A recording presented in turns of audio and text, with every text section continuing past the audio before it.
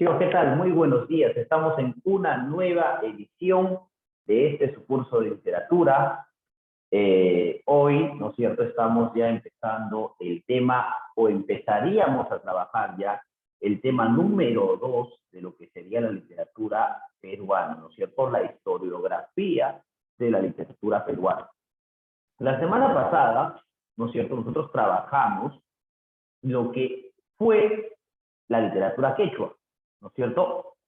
Hablamos fundamentalmente, ¿no es cierto?, del Ollantay, hablamos de las características de la literatura quechua, hablamos de los géneros literarios que aparecen dentro de la literatura quechua, y también hablamos de alguna u otra manera de algunos mitos y leyendas que aparecen, ¿no es cierto?, con la gestación de, digamos, estas manifestaciones literarias, pues, digamos, el imperio incaico, ¿no?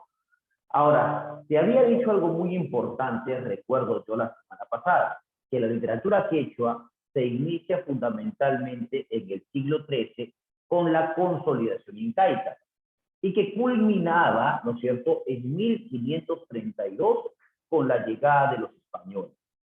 También te había fundamentado, te había explicado la semana pasada, que la literatura quechua es eminentemente oral y que se le llama quechua porque fundamentalmente ese es el idioma que se gesta o ese es el idioma oficial del imperio incaico, ¿no es cierto? Hoy vamos a hablar de las primeras noticias que hay de América y que se transmiten hacia Europa. O sea, hoy vamos a hablar de la literatura de la conquista y posteriormente literatura de la colonia, ¿correcto? Hoy vamos a destacar 3 puntos fundamentales que son muy importantes para entender el periodo de la conquista. Ya saben que esta clase, chicos, está dirigida para ustedes, chicos de 4º año de secundaria del colegio GUNI en Cañete. Y te hago recordar también algo muy importante, ¿no es cierto? ¿Ves el gráfico que tenemos acá al costado? Precisamente es una de las primeras acciones que se van a destacar, ¿no es cierto? O una de las primeras, digamos, manifestaciones del encuentro de los mundos, de la Europa antigua con la América nueva, ¿no es cierto? O que con este nuevo continente, el viejo continente con el nuevo continente, ¿no? Y lógicamente la muerte de el Inca Atahualpa a manos de los españoles, ¿correcto? Estos gráficos van a estar dentro de un libro llamado Nueva Crónica y Buen Gobierno, ¿no es cierto?, fundamentado y escrito por Guamán Poma de Ayala, cronista. De esto vamos a hablar más adelante, pero lo fundamental es hablar de 3 condiciones básicas o 3 eventos básicos para que se produzca la literatura colonial. La primera manifestación, chicos, se da a través de la invasión de América en 1492, ¿correcto? Eso marcó un hito en esta unidad de ambos continentes, ya que la invasión, ¿no es cierto?, a territorios americanos, lo que permitió a España es, digamos, es consolidarse económicamente, ¿no es cierto? Ahora, hay una condición muy importante, ¿no? Cada país colonizado era un país que estaba, ¿no es cierto?, o que se establecía bajo los regímenes de la corona española. Y uno de esos mandatos era que en el nuevo continente no se produjeran obras de calidad. De hecho, no solamente que no se produjeran, sino que no se publicaran. O sea que solamente algunos pocos podían acceder a la cultura que se gestaba en la península, o sea, en la España metropolitana, en la metrópoli, ¿correcto? O sea que no se iba a producir ni obras de calidad en este periodo colonial y tampoco se iba a instruir a, digamos, al pueblo sometido que eran los indígenas, ¿no? Y claro, dentro de esta visión de la literatura colonial, vamos a destacar pues al Inca Garcilaso de la Vega, ¿correcto? Que tiene por verdadero nombre Gómez Suárez de Figueroa. Entonces vamos a destacar cuáles son las condiciones importantes dentro de esta literatura colonial Y es por eso que vamos a fundamentar lo siguiente. Podemos ver en este cuadro cuestiones importantes de ese sincretismo, si se quiere llamar así, entre la visión española y la visión indígena, ¿no? Este cuadro de la escuela cusqueña representa a un ángel arcabucero. Claro, el arcabuz es el arma que tiene, ¿no es cierto? Pero ¿sabías que esto denota un sincretismo de dos culturas? Una que quiere dominar y otra que lucha por no desaparecer. Claro, lo mismo pasa, ¿no es cierto? Definitivamente cuando los españoles llegan a América, ¿no es cierto? En 1492. Sobre todo al Perú, en 1532. Podemos decir que la literatura colonial se inicia en el año de 1532 con la llegada de Pizarro y se va a extender hasta los comienzos del siglo XVII. Eso es muy importante.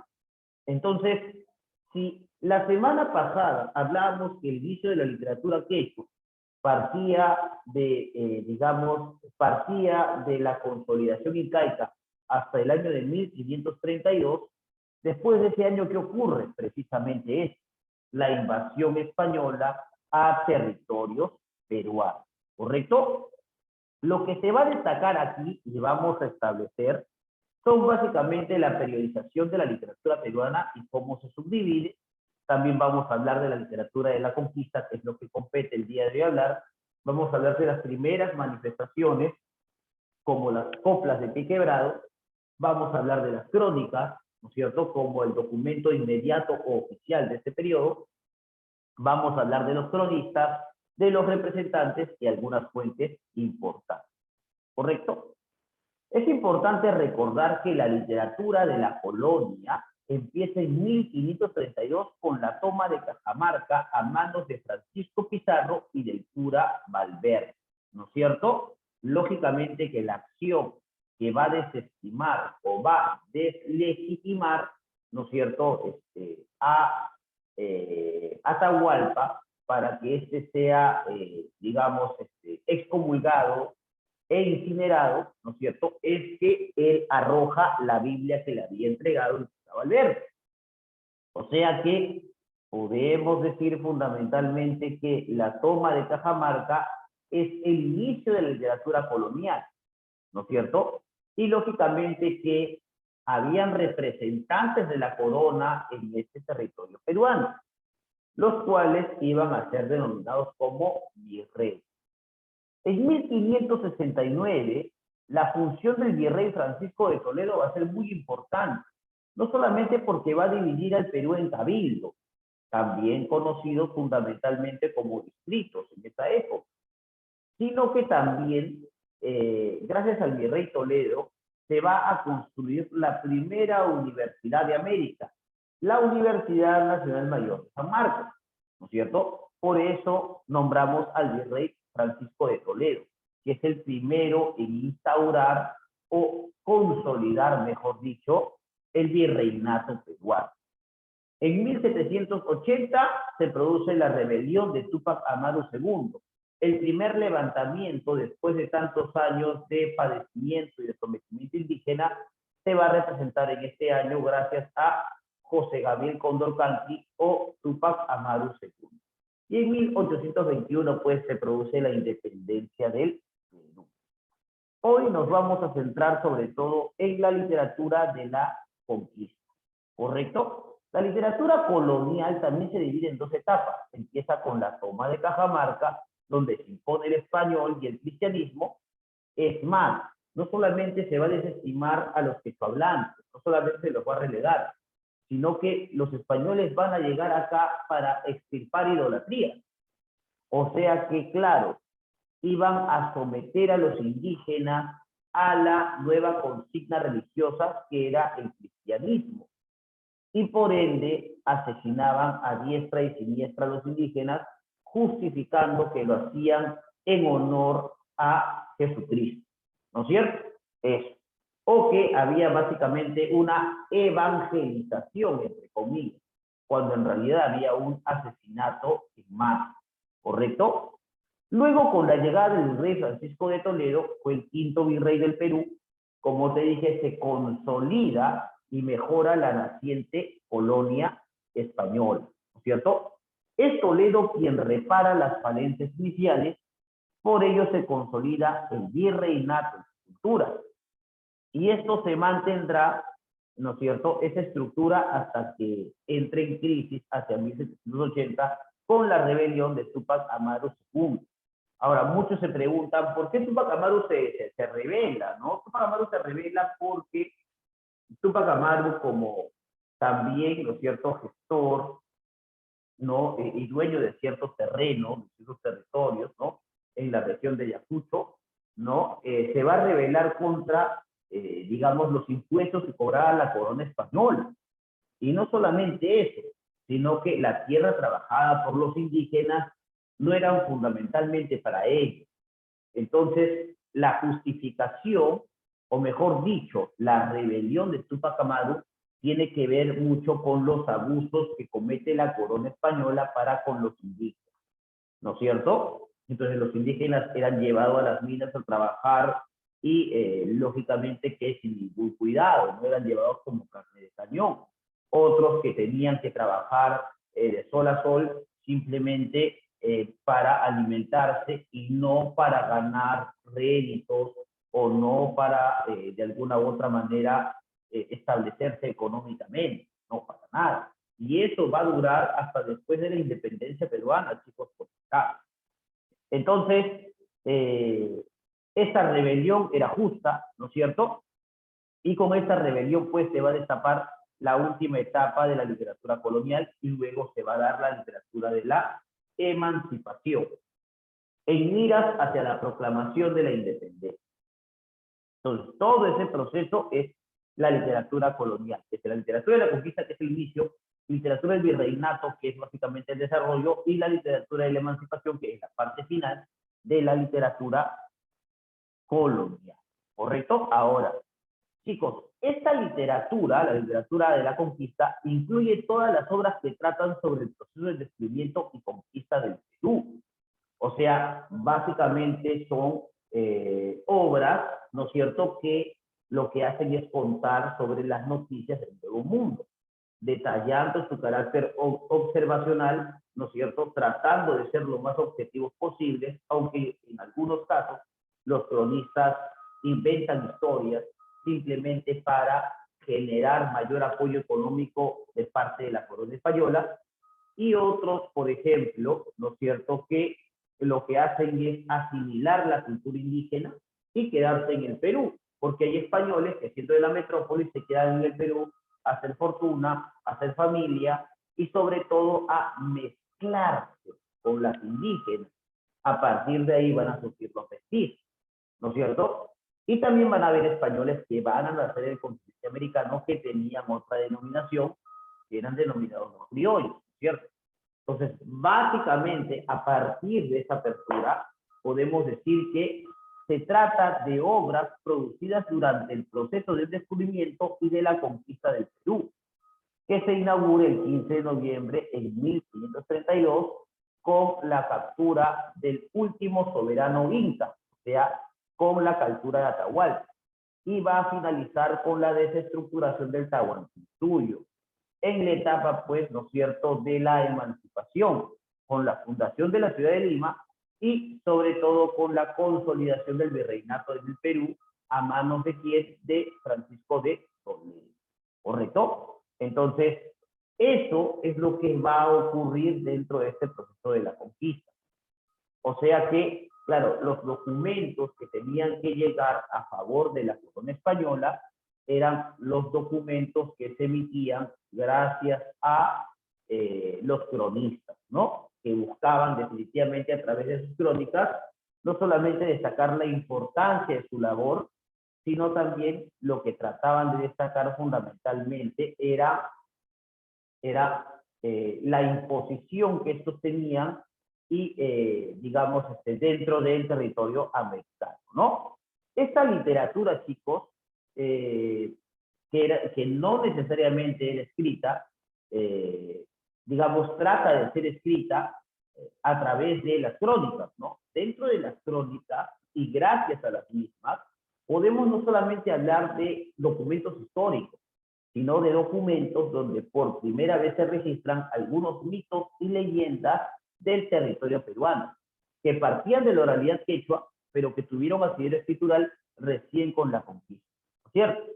Entonces, en este tiempo, lo que escuchaban los cronistas y lo que básicamente podían interpretar, ¿cierto? Porque recuerden que la lengua que utilizaban los indígenas nativos del Perú era una lengua desconocida para los españoles. Ellos buscaban ciertos traductores y los traductores a veces no eran tan buenos. Entonces, pero de la misma forma y de lo que entendían del traductor, podían básicamente interpretar lo que decían los indígenas y anotar lo que ellos, digamos, lo que ellos consideraban pues conveniente, ¿no?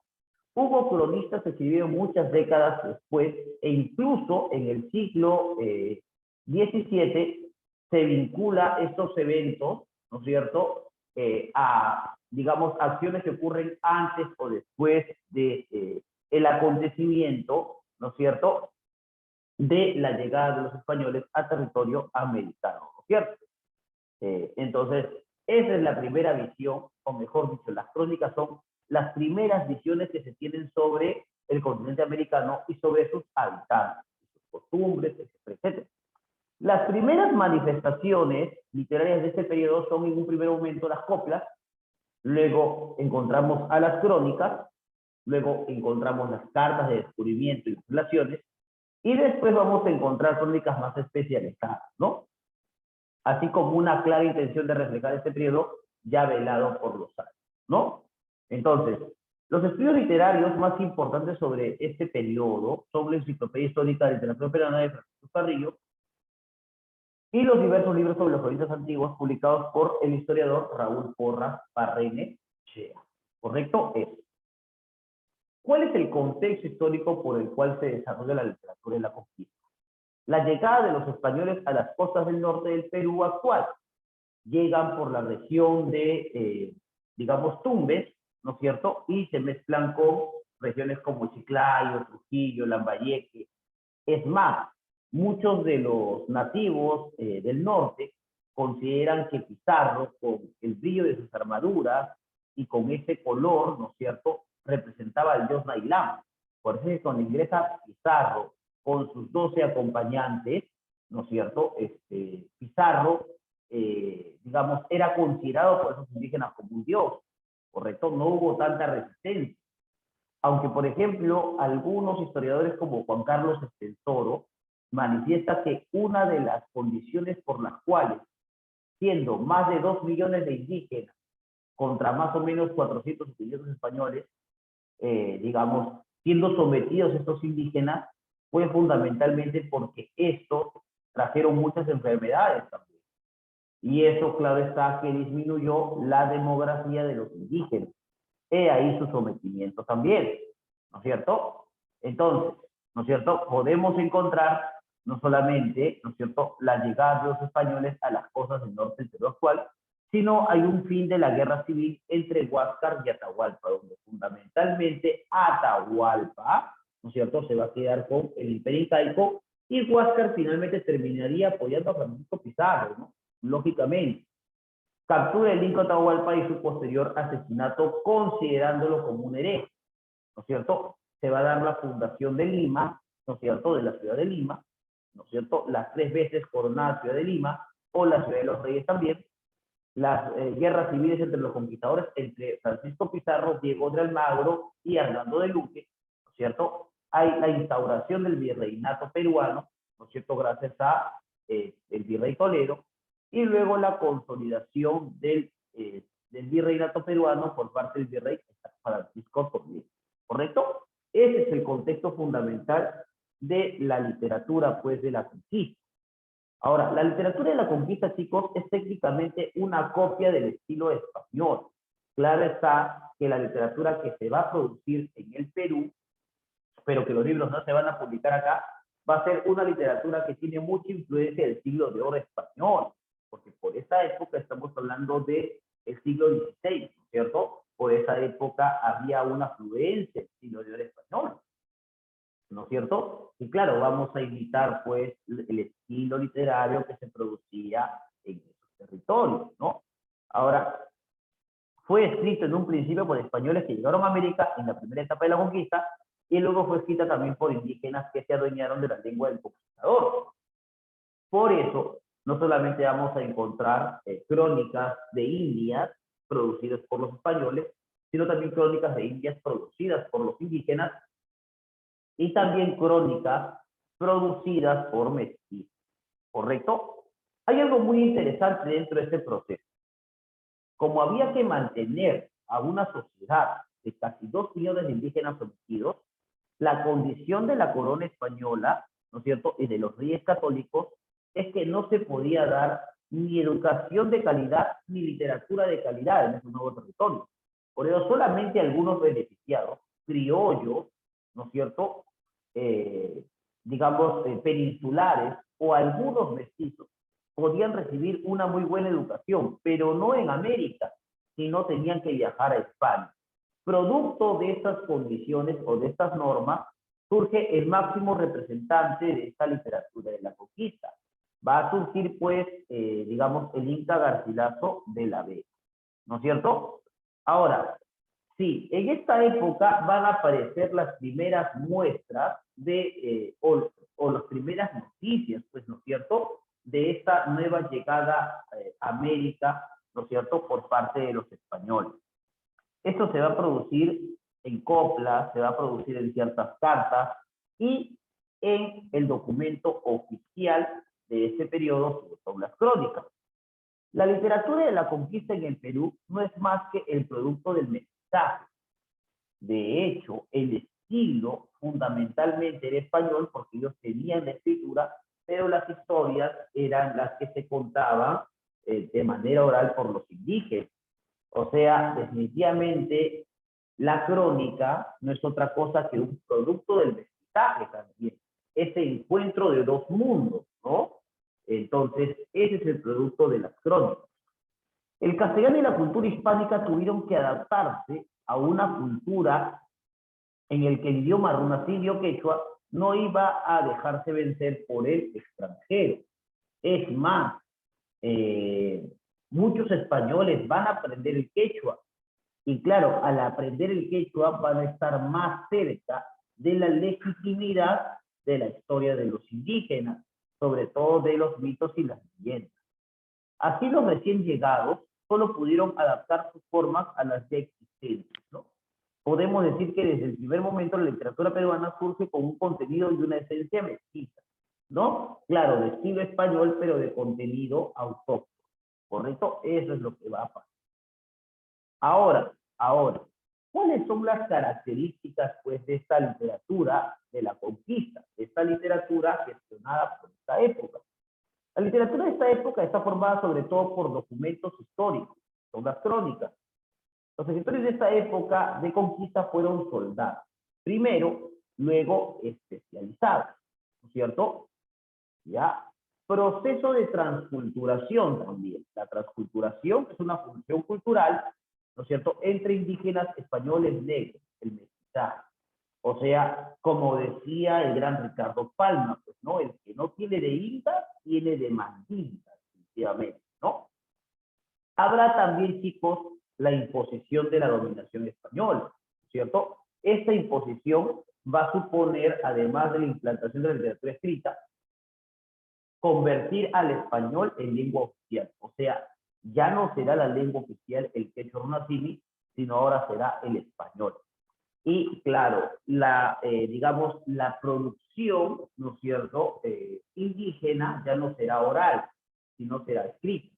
Por eso muchos indígenas pudieron acceder gracias a, digamos, gracias a conocidos o gracias a generales o gracias, por ejemplo, a curacas, a la educación. No es que en ese tiempo no hubiera educación, porque ya te acuerdas que en la literatura quechua hablábamos de los amautas y los tabiques. Lo que ocurre es que cuando una cultura somete a otra, trata de imponer sus costumbres sobre la otra. Entonces, es ahí el caso en que los indígenas aprenden a escribir en español y adaptan, lógicamente, su lengua o adaptan como segunda lengua al español, ¿correcto? Esto surge tras la conquista del Tahuantinsuyo, ¿no? Es más, como primer, digamos, como primer intento, lo que se va a tratar de hacer, ¿ya? Es que se siga con el régimen incaico, ¿no? Por eso es que Francisco Pizarro va a convocar a uno de los, entre comillas, del linaje inca para que asuma el trono de Atahualpa, ¿no? Manco Inca, que era básicamente un inca manipulado por Pizarro. Ya luego, como no le va a salir Manco Inca a Pizarro, ya lo va a asesinar, ¿no? Pero eso, bueno, eso pertenece ya básicamente a la historia, ¿no? Ahora, se van a producir pues las primeras manifestaciones literarias, coplas, romances y las crónicas, ¿no? Y de estas van a destacar las crónicas, que son las primeras noticias, digamos, de los españoles en continente americano y sobre todo en tierras peruanas, ¿cierto? Los escritores se van a preocupar por la documentación histórica que por la creación literaria, aunque algunas crónicas se potencian por las historias hechos que han recopilado, ¿no? Es importante recordar que las crónicas son documentos escritos por gente que no es versada en literatura, o sea que por eso es que en ese tiempo, como te decía al inicio, se produjo una literatura de baja calidad, porque la gente que llegaba a América no eran pues personas importantes, cultas, destacadas, ¿no? En algunos casos pues eran expresidiarios, ¿no? O digamos eran personas que habían sido condenados en España y que para huir se venían a América a, digamos, hacer un nuevo futuro. Entonces, imagínate cómo eran escritas las crónicas en ese tiempo, ¿no? No tenían una muestra de la intelectualidad superior, pues, ¿no?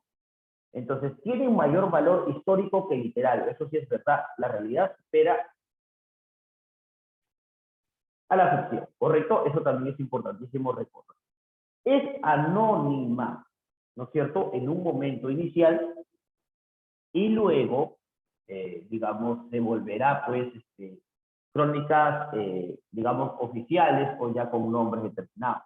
Claro, porque las primeras crónicas son crónicas que se caracterizan, pues, por el ingenio, por la sátira, por la burla. Y claro, mandar una crónica así a la corona española era faltar el respeto. Por eso algunos evitaban colocar sus nombres, ¿no? Hasta que ya después los autores van a colocarlos como tal, ¿no? Los autores no son nacionales, ¿no? Sino al contrario, todos son españoles, la mayoría son españoles. Y se refleja la pugna entre los conquistadores, ¿no? Las crónicas siempre van a reflejar esa pugna, esa disputa por el poder, ¿no es cierto? Por la soberanía del Perú, en todo caso, ¿no? Entonces, Almagro se peleaba con Pizarro y Hernando de Luque era el mediador hasta que al final, pues, Hernando de Luque terminó apoyando a Francisco Pizarro. ¿Correcto? Esto es muy importante recordar. Ahora, ¿cuáles son los momentos en los cuales se da esta literatura de la conquista? Hay un momento de contacto inicial, ¿no? Donde, por ejemplo, se manifiesta a través de la corriente popular. Eso quiere decir que no, como te decía, no se muestra una literatura de calidad, ¿cierto? Es más, para que las crónicas sean leídas y sean entendidas, no solamente por los españoles, sino por los indígenas, ¿no es cierto? Entonces, el estilo que se va a utilizar no es un estilo culto o pulcro, no es un estilo literario, no es un estilo más bien popular, es un estilo, digamos, relacionado con los soldados que venían, ¿no es cierto?, a América Latina y que contaban lo que estaba pasando, ¿no? Entonces, las crónicas, ¿no es cierto?, o los documentos de esta época, o las noticias de América Latina, tenían mucho del estilo de los soldados, tenían mucho estilo regional, tenía mucho estilo de los localismos dialectales, ¿cierto?, de las zonas de España, ¿no es cierto? Ahora, había ciertos modos de expresión, la copla y el romance. De hecho, se dice que la primera manifestación, ¿no es cierto?, o la primera muestra poética que surge en esta época es la escrita por el soldado Juan de Saravia al gobernador de Panamá, ¿correcto? Que decía, señor gobernador, mírelo bien por entero, y allá va el recogedor y aquí queda el carnicero, ¿no es cierto? Claro, entonces te das cuenta que esas son las coplas, ¿cierto? Definitivamente. Y bueno, hay un momento de consolidación, como te decía, la consolidación del virreinato peruano gracias a Francisco de Toledo también lleva a una consolidación de la producción literaria. Se manifiesta a través de una corriente ya erudita, ya no soldadesca, y fue impuesta por funcionarios y misioneros que vinieron con los conquistadores para organizar y administrar el nuevo continente. O sea, para que el virreinato se consolide, según el virrey Toledo, debería llegar al Perú españoles cultos o españoles que forjen una nueva nación aquí, o un nuevo, digamos, un nuevo territorio aquí, o un nuevo virreinato. Entonces ya no llegaban soldados o, digamos, extraditados o delincuentes. Ya llegaban, pues, personas misioneras, catedráticos de universidades de allá, ¿no es cierto? Ya llegaban, pues, por ejemplo, soldados de alto rango, ¿no? Personas letradas. Entonces, por eso ya la corriente será culta, ¿no es cierto? Y el modo de expresión será fundamentalmente la crónica, ¿no es cierto? La crónica. Eso es muy importante por ahí recordar. ¿Cuáles son las características de las coplas que eran populares, ¿no? Los primeros soldados que llegaron a nuestros continentes eran hombres rudos y casi analfabetos. Ellos recitaron las primeras coplas, que son composiciones muy breves, ¿no? Digamos que son poemas muy breves, versos con rima alterna, versos que tienen una rima inmediata, pertenecientes esos versos a la tradición española. Las coplas solían ser cantadas, chicos, y servían para ridiculizar o burlarse de sus jefes. Por eso, por lo general, las coplas no tenían pues una autoría, ¿no? Para digamos, esconderse de los castigos, ¿no? En el Perú se compusieron muchas coplas durante la conquista.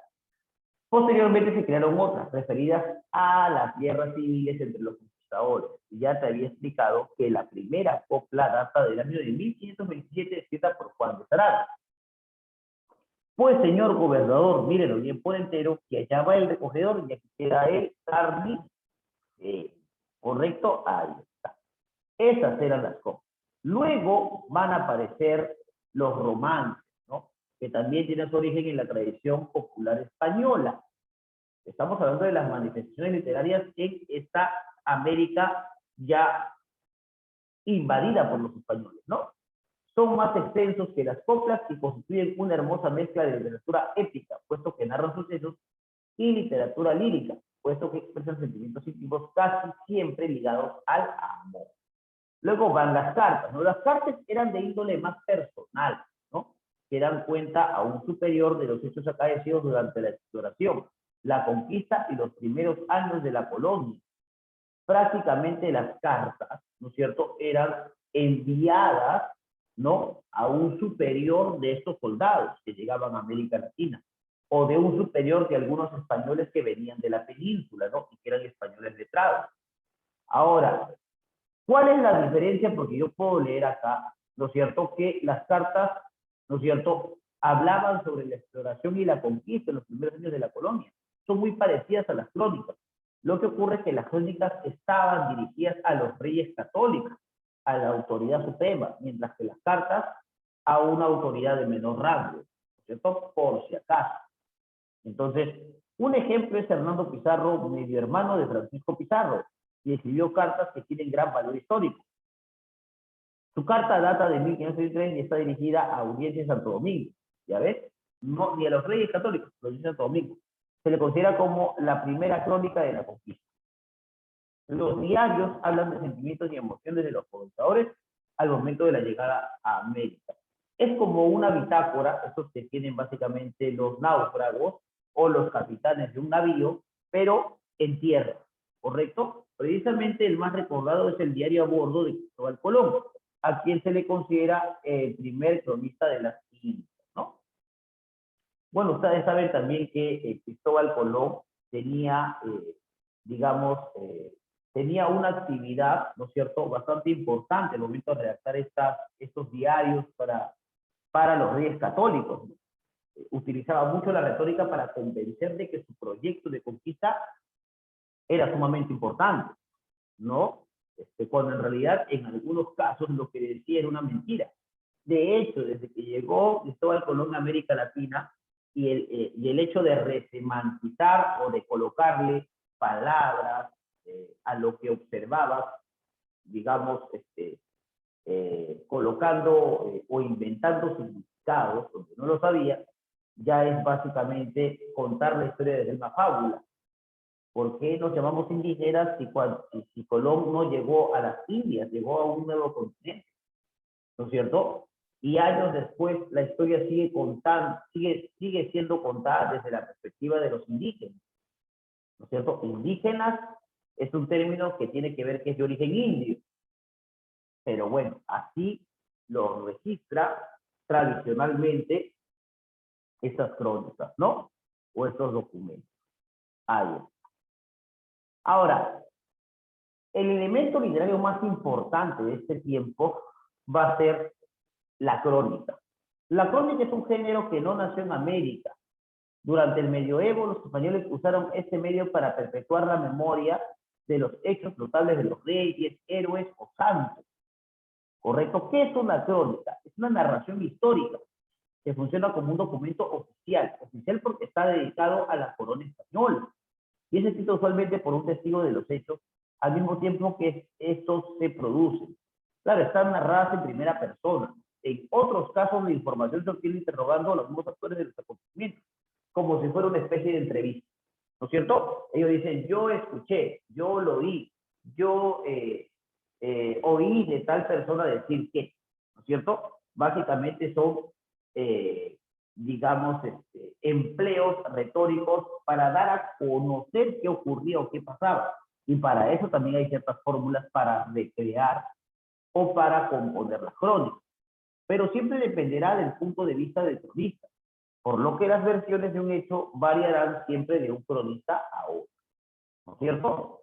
Ahora, constituyen las crónicas documentos valiosos para el conocimiento de los inicios del proceso de la conquista y la colonización, ¿no es cierto? Expresan los sentimientos de los soldados, poetas, funcionarios, prisioneros y nativos.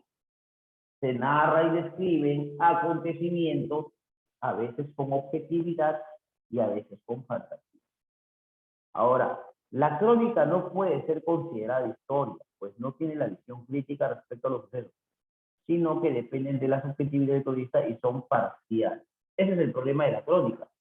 La crónica no puede ser historia porque la información que se da no es una información objetiva y tampoco es una información amplia o generalizada, sino es una visión más bien particularizada y selectiva.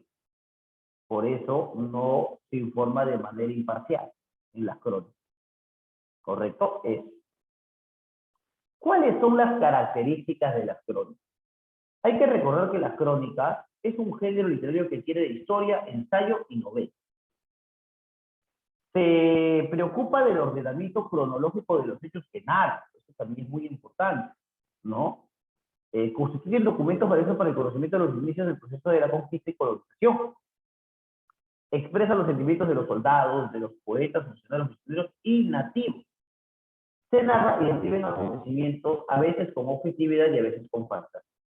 Las crónicas de India son las crónicas que se hicieron acerca, ¿no es cierto?, del periodo de invasión y conquista de América. ¿Correcto? Eso es lo importante. Tipos de crónicas, hay un montón de tipos de crónicas, ¿no? Al relatarse todas estas crónicas acompañadas de todo tipo de maravillas y monstruos, se puede comparar con la mitología y la poesía de los griegos, las crónicas y la mitología. Por ejemplo, la cultura griega destacó por inventar regiones fantásticas como el Hades o el Olimpo.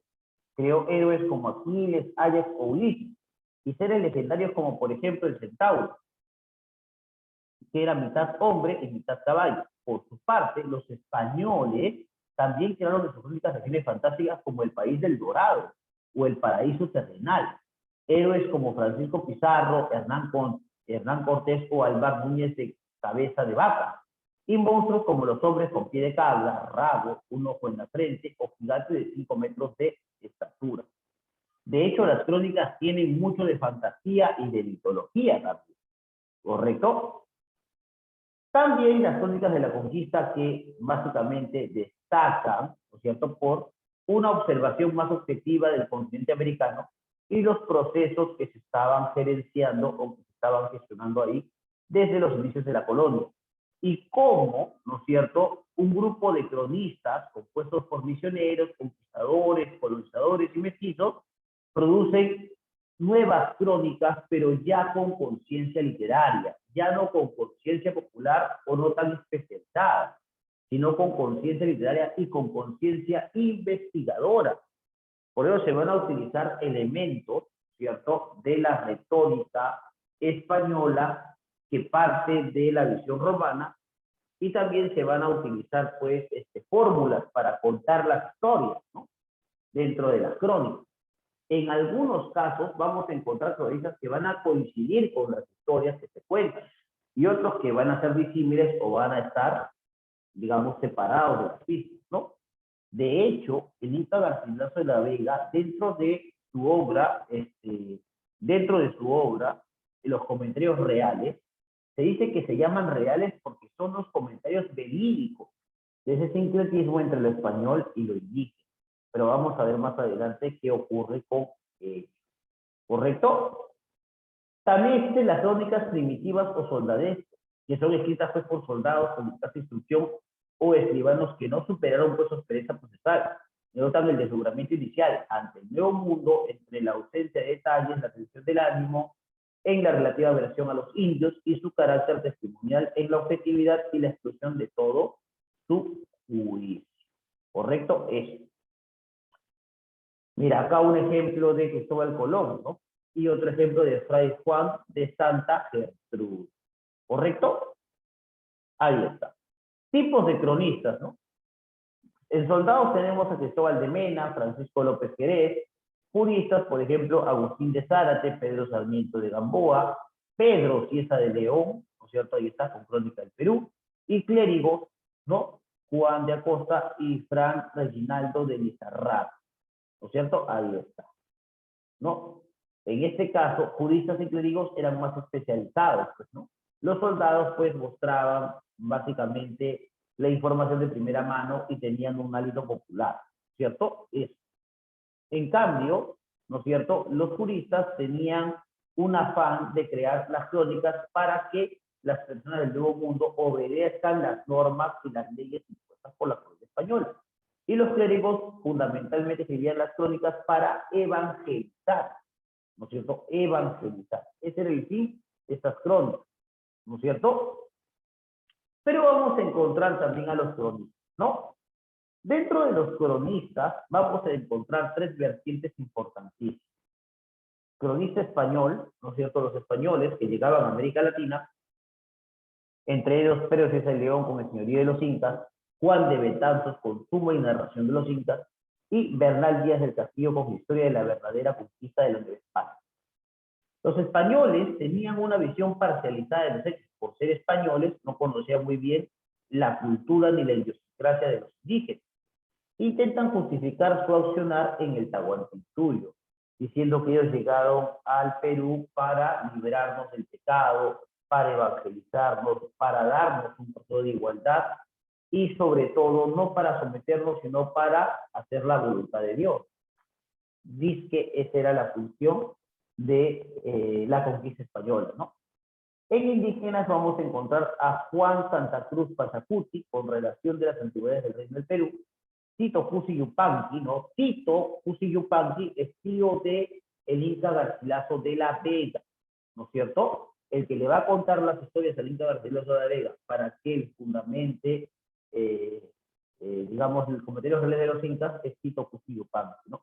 Instrucción del Inca, don Diego de Castro, Tito Cusi Yupanqui, por el muy ilustre señor licenciado Lope García de Castro. Y Felipe Guamán Poma de Ayala con nueva crónica y buen gobierno. Estos buscan dar ya no la versión de los conquistados y no justificar su conquista, sino ellos dan a conocer la versión de los que han sido sometidos, ¿no es cierto? Estos van a escribir estas crónicas para denunciar los abusos cometidos por los españoles durante la conquista española, ¿no es cierto? Y se ven forzados a utilizar el español para ser escuchados. O sea, estos deben aprender definitivamente como segunda lengua el español, ¿correcto? Y en mestizos vamos a encontrar al Inca Garcilaso de la Vega con mestizos reales y Blas Valera con de las costumbres antiguas de los naturales del Pino, ¿correcto? Los mestizos buscan corregir a los cronistas españoles, ¿no es cierto? Ellos manifiestan que dicen la verdad y que lo que están contando son informaciones de primera mano. Y tratan de armonizar lo español y lo quechua, o sea, crear un sincretismo entre ambas versiones, ¿correcto? De estos cronistas, chicos, el más importante, ¿no es cierto?, va a ser el Inca Garcilaso de la Vega. Aquí encontramos, pues, como cronista español a Pedro Cieza de León. Luego vamos a encontrar a Felipe Gobán Pumayala, que se destaca en su obra Nueva Crónica y Buen Gobierno, chicos, porque dentro de su obra vamos a encontrar estas imágenes, ¿no?, que representan fundamentalmente la primera crónica apoyada en otras fuentes, en este caso, fuentes visuales, ¿no es cierto?, como estos dibujos, ¿no? Felipe Gobán Pumayala fue un cronista indígena. Se cree que nació en San Cristóbal de Sondondo, en Ayacucho. Se presenta como un cacique, dueño de tierras, colaborador de los funcionarios coloniales e intérprete entre españoles e indios. Se muestra como aliado a los españoles y cristianos. Así era un convencido racista y aristócrata. Creía que el poder debía volver a manos de los caciques de linaje, pues todos los problemas habían nacido por un problema de caza, de la proliferación de mestizos y negros. Está en contra de los incas, pues sostiene que el poder en realidad lo tenían los caciques. Se le puede señalar gran cantidad de inexactitudes e incluso de contradicciones. Hay un empeño constante en resaltar el protagonismo de sus antepasados, los yarovilcas. En su obra repite, no hay remedio. ¿Correcto? Ahí está. Y bueno, acá están las condiciones de nueva crónica y buen gobierno. El género es narrativo y la especie es crónica, ¿no? El tema es denuncia de la corrupción de los funcionarios españoles y la de los clérigos. Se llama crónica y no crónica, puesto que la primera es un documento oficial que se le dirige directamente a la corona del rey. Por eso dice crónica. Precisamente la obra se dirige a Felipe III. Su obra se mantuvo perdida hasta 1908, cuando fue hallada en Copenhague, ¿no es cierto? Parte de una experiencia personal para escribir su obra, la violación de su esposa y el abandono de ella. Y en su obra combina el español, el quechua y el aymara, y utiliza dibujos para potenciar la expresividad de lo que quiere decir. Esta obra está compuesta por dos partes, Nueva Crónica 1600 y Buen Gobierno 1615. Uno de los libros más originales de la historiografía mundial, porque hay una visión indígena del mundo andino y permite reconstruir con todo detalle aspectos de la sociedad peruana después de la conquista, a la vez que ilustra sobre la historia y la genealogía de los incas. ¿Correcto? Ahí. Algunas imágenes, por ejemplo, que vamos a encontrar en Nueva Crónica del Gobierno. Y finalmente, chicos, vamos a hablar del Inca Garcilaso de la Vega, ¿no es cierto? El primer peruano espiritual, y el primer mestizo letrado de esta Nueva América. Van a ser en el año de 1603 y va a morir en el año de 1616. Es un hombre de gran cultura, pues va a estudiar definitivamente lenguas de su época y también va a estudiar latín e italiano. O sea, hay que recordar que el verdadero nombre del Inca Garcilaso de la Vega fue Gómez Suárez de Pintor, y va a tener una educación privilegiada, pues va a ser hijo de la Ñusta Chilpuobio, ¿no es cierto?, que es nieta de Tupac Yupanqui, y va a ser también hijo del capitán español Sebastián Garcilaso de la Vega, ¿no es cierto? Entonces, va a ser, ¿cómo decirlo?, un mestizo muy privilegiado en las partes educativas, Por eso no solamente sabía quechua, sabía español, sabía italiano y latín también sabía, ¿no? Entonces, tenía por ambos lados un linaje muy importante, ¿no? Fue allegado de Cusihualpa, ¿no? Tito Cusihualpa, el que ya había postulado como profeta indígena, y otros parientes maternos de quienes aprendió leyendas y tradiciones de tiempos remotos, es decir, un hijo bastardo, no reconocido. Recibió una educación renacentista y cristiana. ¿Ya? Sí, va a estar siempre vinculado, ¿no es cierto?, a las tradiciones y los grupos indígenas que era su tío Tito Cusihualpa y a otros parientes maternos, ¿correcto? Algunos maestros españoles le van a enseñar la latinidad y le van a enseñar la doctrina cristiana, ¿no es cierto? Pero tras la muerte de su padre y al no ser reconocido como hijo, ¿no es cierto?, el padre de Garcilaso de la Vega va a dejar un testamento en donde va él a colocar que, ¿no es cierto?, la voluntad de este al morir es que su hijo no reconocido sí sea reconocido. Y no solamente eso, sino que tenga una educación en España, en la metrópoli. Por eso va a viajar a España a completar su educación, ¿no es cierto? Y luego va a solicitar pues la herencia de su padre, por lo que va a tener algunos problemas, ¿no?, con algunos familiares, alegando que su padre había sido un traidor. Se dedicó a la vida militar también, ¿eh? Y partió como soldado en distintas campañas. Ahora, esto es muy importante porque esto no se cuenta muy bien. En realidad, chicos, cuando Garcilaso de la Vega viaja a España, él tenía 17 años, ¿no? Cuando llega a España y empieza a educarse, termina su educación más o menos a los 37, 38, ¿no? Y en algún momento su nostalgia por el Perú lo lleva a pensar en retornar.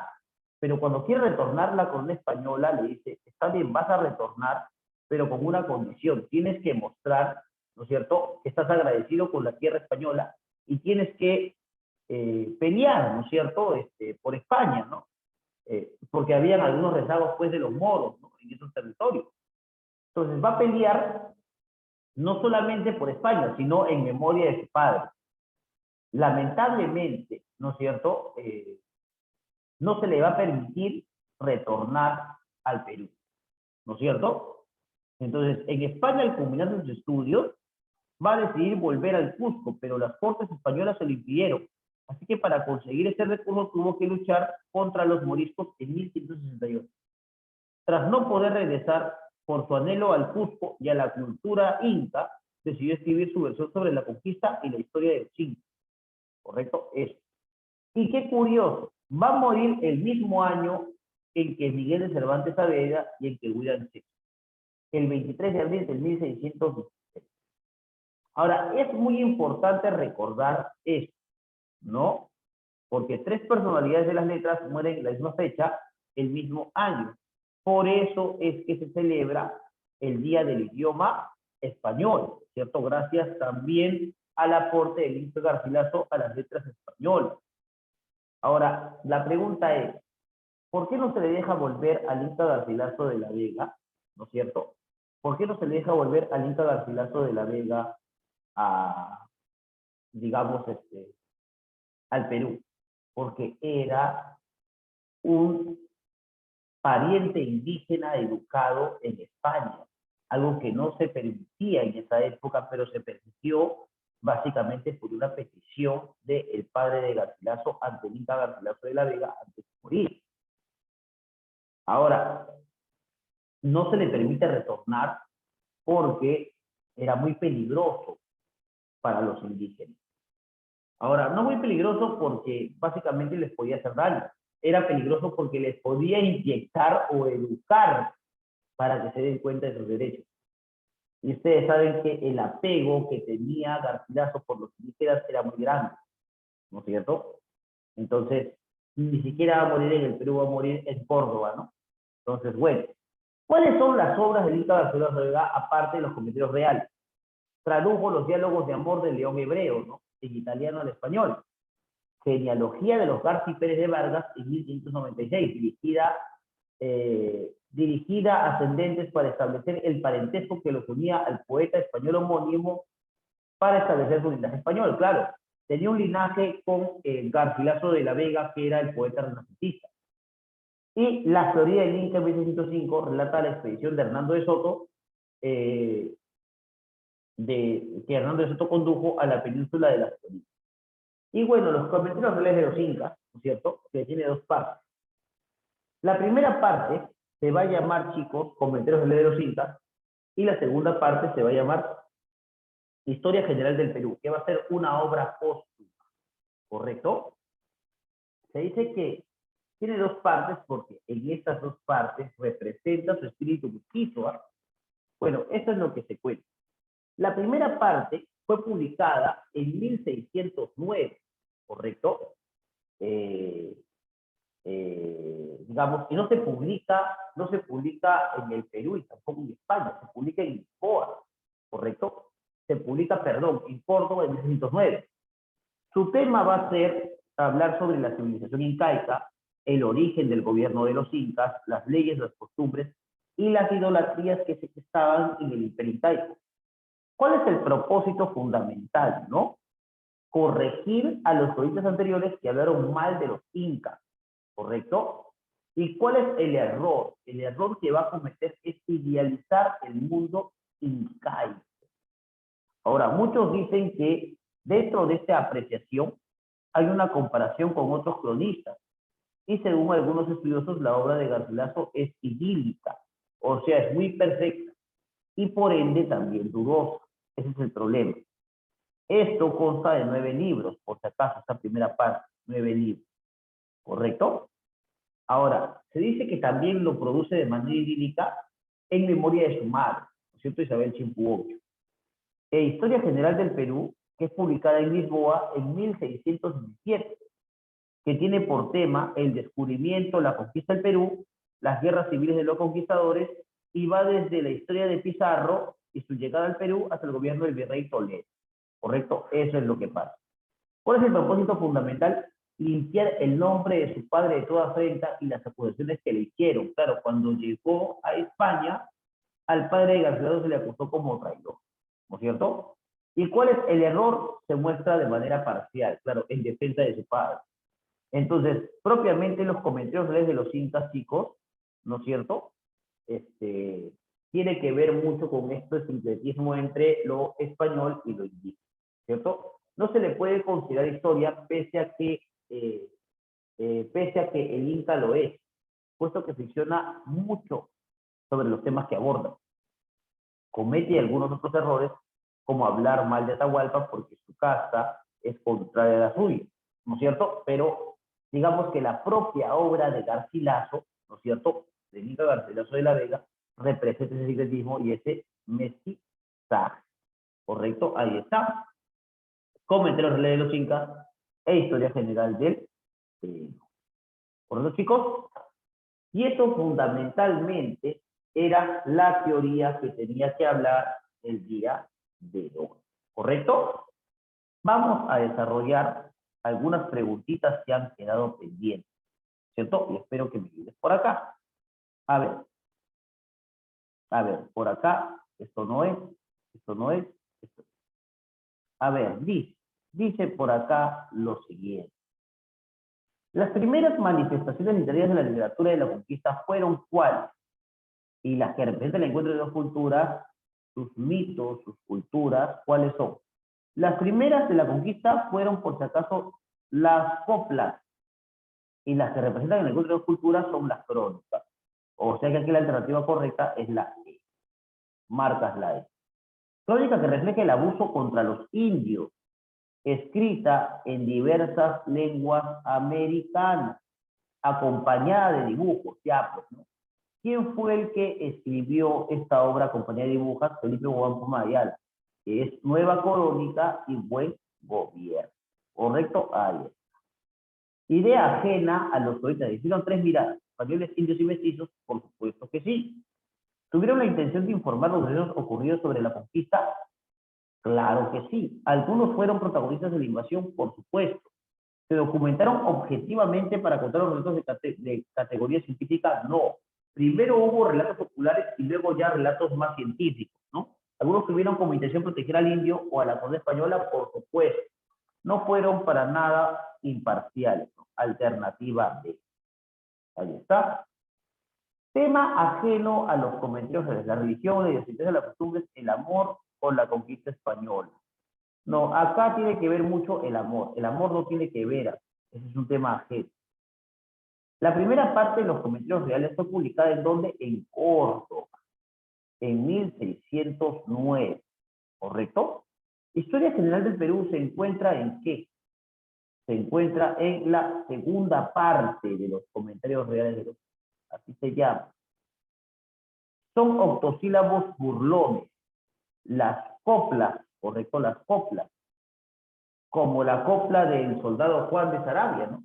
Mire lo que fue el señor gobernador por entero. Que allá va el recogedor y aquí queda el carnicero, ¿no es cierto? Es un cronista post-toledano, después del gobierno del virrey Toledo, ¿no es cierto? Ese fundamentalmente es José de Acosta, ¿correcto? José de Acosta.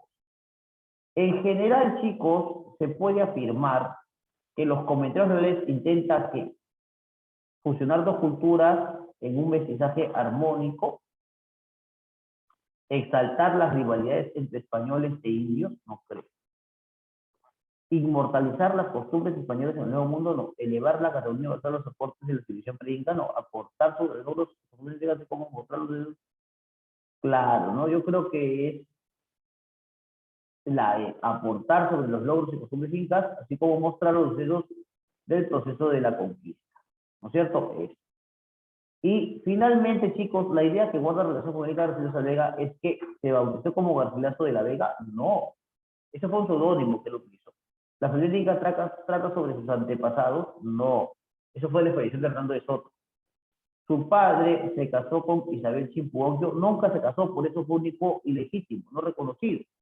Empezó escribiendo obras de su propia creación, no, empezó con traducción, ¿correcto? La segunda parte de su comentario se titula Historia General del Perú, eso, alternativa, ¿correcto? Aquí en la parte de abajo tienes tu práctica integral que seguramente lo van a colocar ahora que terminemos o que termines tú de ver este video, por favor, haz tu práctica integral, haz las preguntitas, recordando siempre las clases anteriores, ¿no? Siempre hay preguntas en las clases anteriores, así que eso es lo fundamental.